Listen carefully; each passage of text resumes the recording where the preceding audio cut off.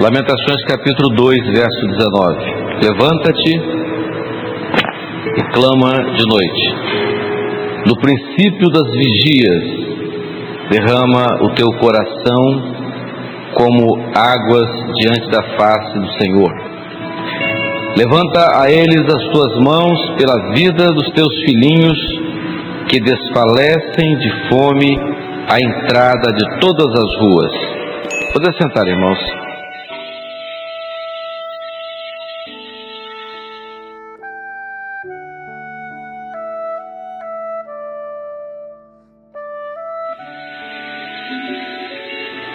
Todos os profetas,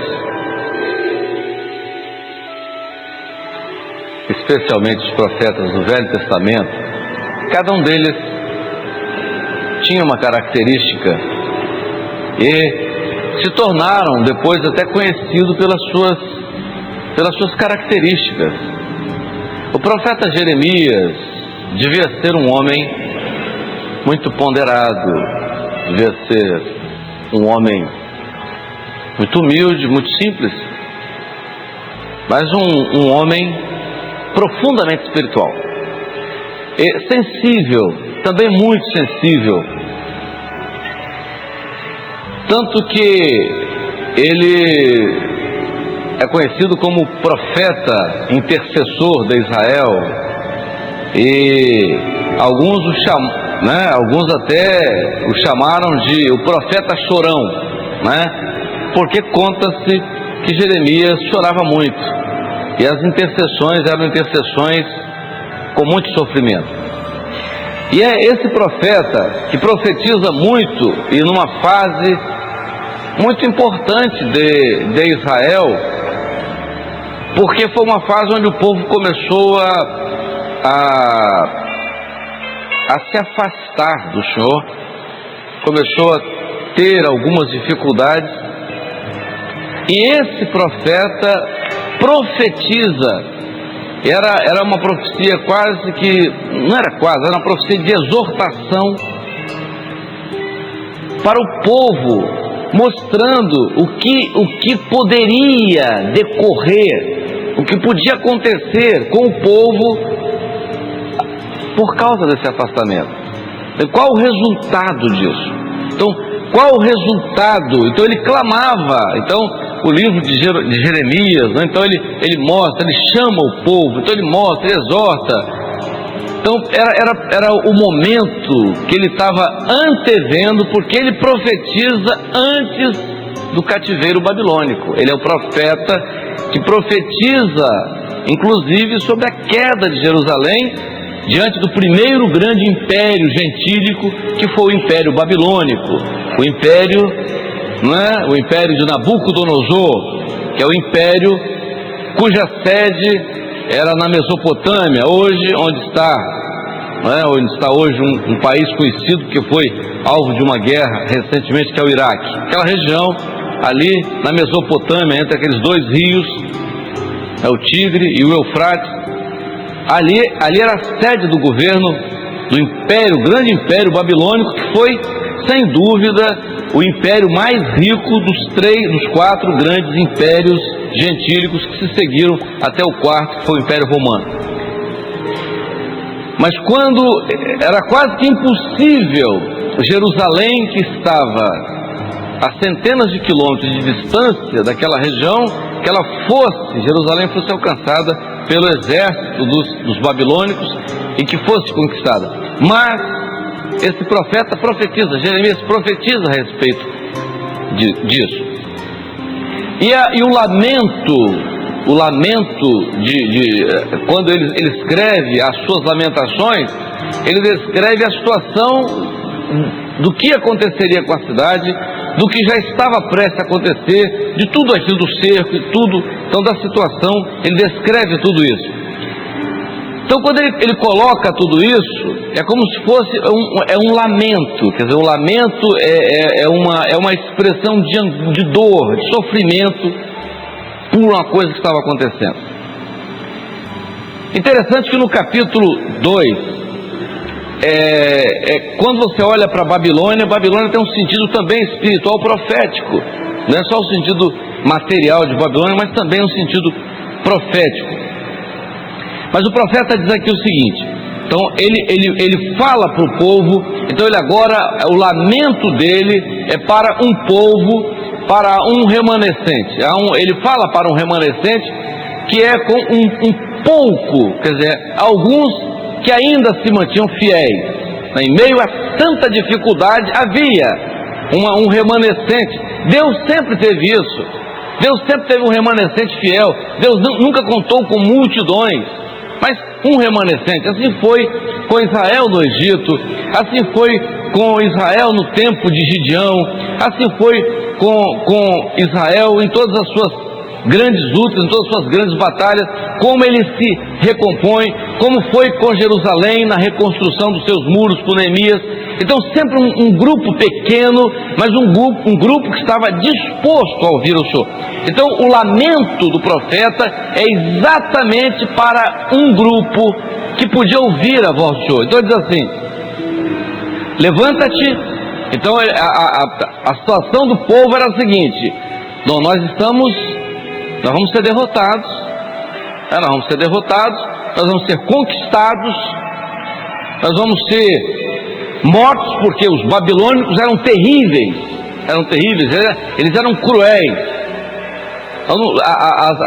Tudo aquilo que eles fizeram com os jovens, eles levavam uma casta de jovens, porque eles queriam trabalhar aqueles jovens para o seu reino, mas os outros eram mortos, eles tinham torturavam, eram terríveis.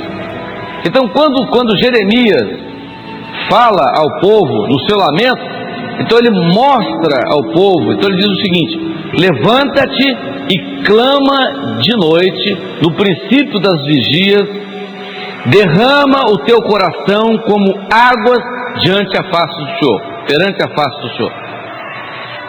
Meus irmãos, quando nós olhamos para a palavra, quando nós olhamos para o povo, quando nós olhamos para Israel, o povo sempre foi o mesmo, gente sempre foi a mesma, nunca mudou, não é?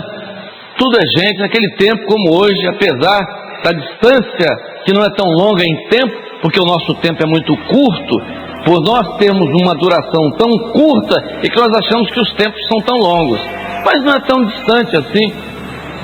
Então os homens daquela época, eles tinham os mesmos problemas. Então ele diz assim: levanta-te e clama de noite.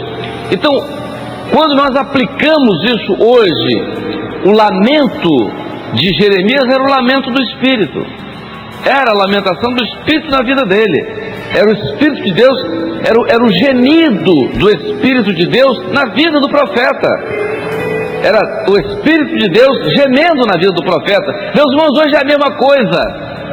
Há um remanescente fiel, há um povo fiel, e no coração desse povo há um gemido do Espírito, há um clamor do Espírito.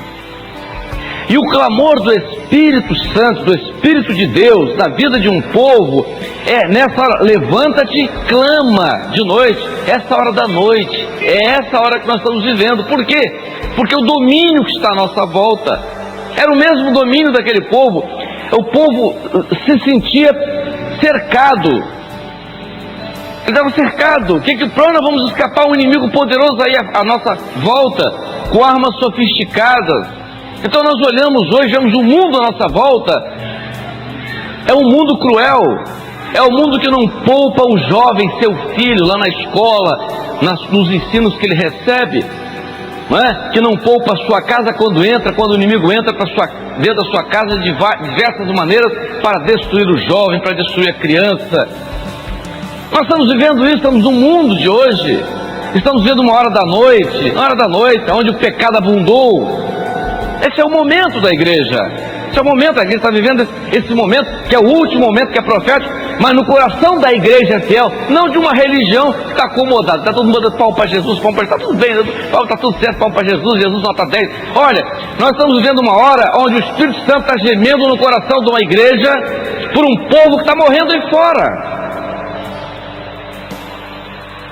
morrendo de fome, à beira, à entrada das ruas. Que é a entrada das ruas? São os caminhos que se oferecem para o homem. O homem está vivendo um mundo hoje onde tem vários caminhos para ele.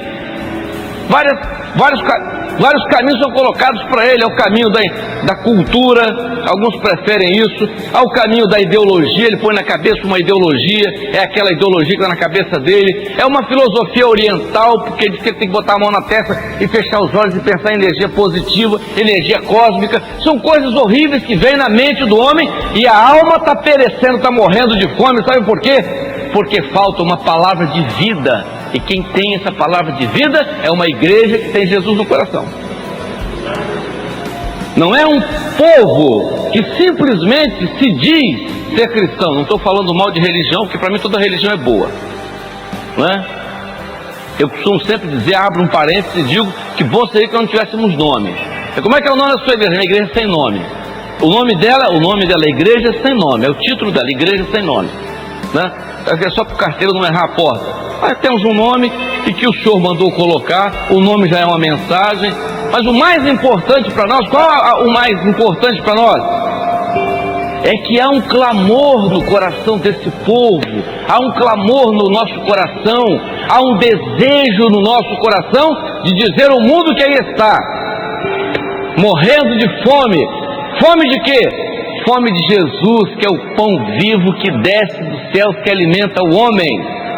A alma não se alimenta de coisas de conversa, a alma não se alimenta de ideias, a alma não se alimenta de filosofias, a alma não se alimenta de coisas, de discursos bonitos. A alma se alimenta de Jesus, que é o pão vivo que desceu dos céus. E o profeta disse assim: levanta, clama de noite, porque os teus filhos estão morrendo aí, à entrada das ruas. Estão morrendo. Quem pode negar isso? As autoridades estão falando, o mundo todo está falando sobre isso, sobre os problemas do homem, os problemas, as dificuldades. Hoje alguém chegou para mim e me perguntou assim: Amadeu, o que você me fala sobre doenças mentais? Eu digo, as doenças mentais só tem dois grupos. Todo mundo tem um probleminha psicológico, todo mundo tem. Você precisa saber se você é neurótico ou psicótico. Os neuróticos são considerados normais, os psicóticos são doentes, são loucos, né? Então você tem ou está de um lado ou está do outro. Vejam, mas por que isso? Por que isso? O que está acontecendo? Então você vê, você olha. Então, como isso vai acontecer? Como você vai evoluir? Como você corrige isso? Como você livra o jovem das suas tendências? Você diz, o homem nasce com uma tendência natural, porque ele herda. São coisas que se herda. É genético. Genética é uma coisa que funciona. Apesar de que quando a gente não crê, não funciona para valer. Genética é coisa séria, não é? Apesar disso, há um milagre que acontece na vida do homem que transforma o homem. É um milagre. E é esse milagre que tem que acontecer na vida do homem. Então nós olhamos para o que está à nossa volta, nós vemos jovens, crianças, adolescentes, nós vemos famílias, vendo grandes problemas, graves problemas, e estão morrendo aí. Porque é isso que é o plano, não é? É o plano que existe para o mundo esse. Então, o Espírito Santo ainda está aqui no mundo. Aquele Espírito Santo que foi derramado no dia de Pentecostes, quando a igreja estava reunida e o Espírito Santo veio sobre aquele povo. Esse Espírito Santo está ainda aqui na vida de um povo, que confessa Jesus como seu único Salvador, na vida de um povo que teve os seus pecados resgatados no sangue de Jesus, na vida de um povo que prega que Jesus não está morto, mas que Jesus está vivo, que Jesus ouve, mas que Jesus também fala. Na vida desse povo é que o Espírito se geme nessa hora e diz: clama nessa hora da noite, clama. Nas horas da vigília, essa hora da noite, começo das vigílias, é isso mesmo, é o início dessa profecia, desse momento. Clama, não te detém, derrama o teu coração. né? Derrama o teu coração, coloca o seu sentimento nisso. É na hora de amar o necessitado, aquele que está morrendo. Por quê? Porque aqueles que foram gerados aí fora estão morrendo à entrada das ruas, aí, cada entrada da rua. Então você vê cada um em sua posição, se acha o máximo, mas a sua alma está morrendo dentro dele. Há uma morte, aquilo que é um sentimento, é a falta alguma coisa. Clama por eles. Meus irmãos, levanta-te e clama de noite no princípio das vigias, derrama o teu coração como águas diante da face do Senhor, levanta a eles as tuas mãos, levanta as mãos, é hora de trabalhar, é hora de você anunciar. Como igreja você tem que anunciar. Eu estava dizendo há pouco a alguns irmãos aqui, quem não fala de Jesus é triste.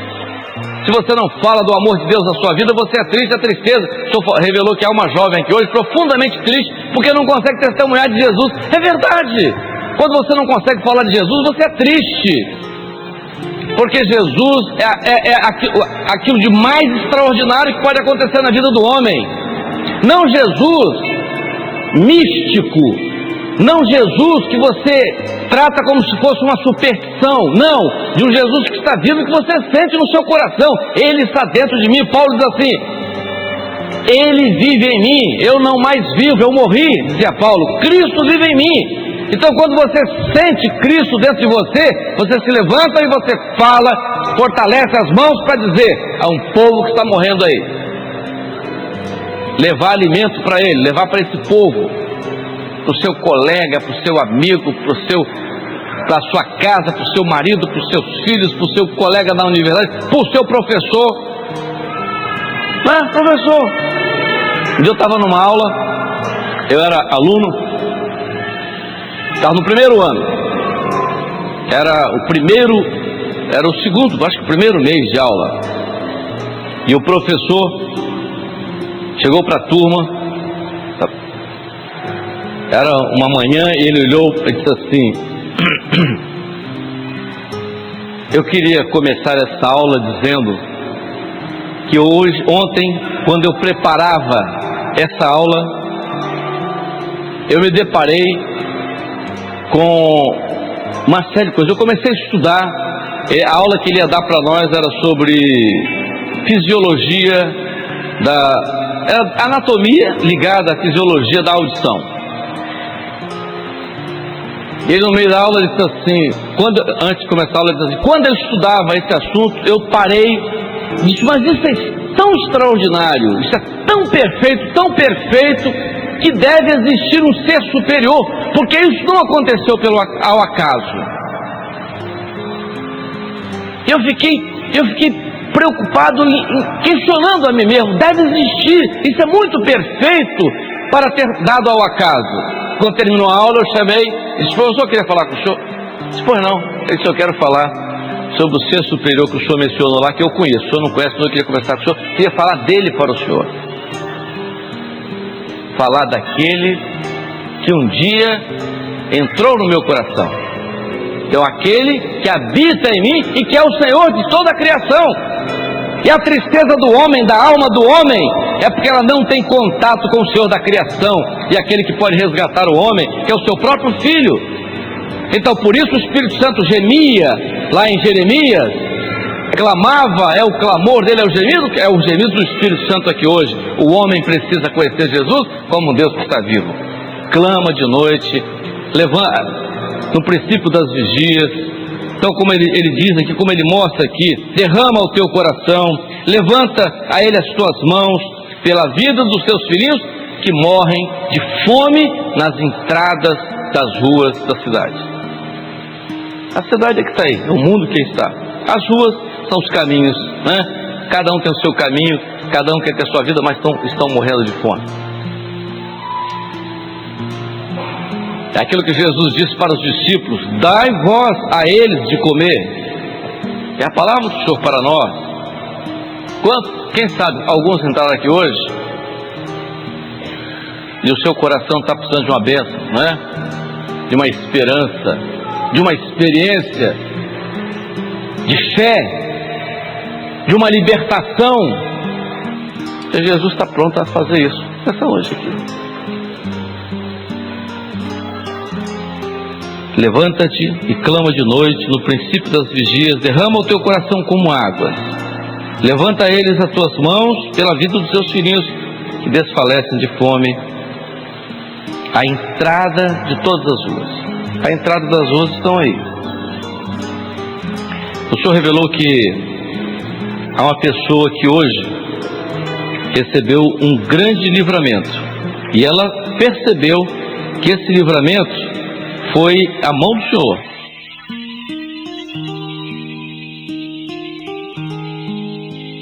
O Senhor mostrou um homem que hoje aconteceu alguma coisa na sua vida e isso foi para impedi-lo de vir à casa do Senhor hoje. Mas ele venceu e está aqui. Alguma coisa que aconteceu, para impedir a sua vinda.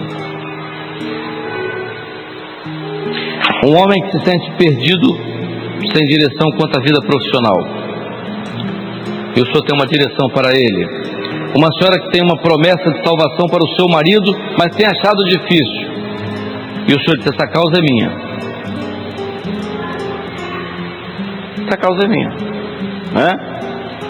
Continua falando, mostrando. A palavra nunca fica vazia. Às vezes você testemunha, você fala. Eu estava um dia em Vila Velha e chegou um senhor. E chegou alguns minutos antes de começar o culto. E ele disse: eu posso entrar para assistir o culto? Pode. Aí assistiu o culto, chorou o culto todo.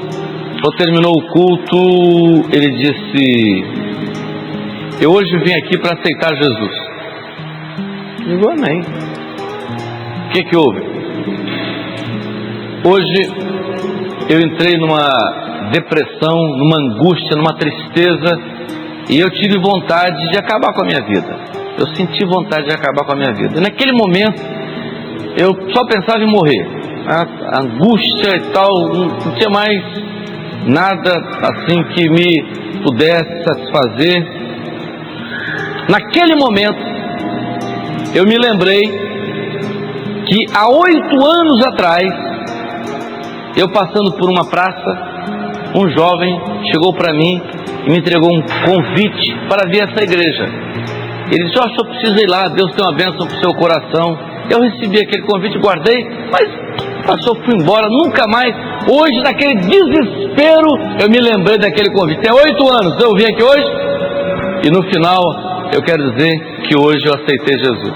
Esse homem hoje é um servo de Deus, a família toda se converteu, uma grande experiência, Então você falou, estou falando aqui o caso dessa irmã, que está triste porque achou que o marido, eu sei que não vai demorar 8 anos não.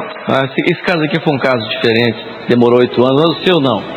Talvez demore dias somente, e é o que nós queremos que aconteça. Vamos ficar de pé.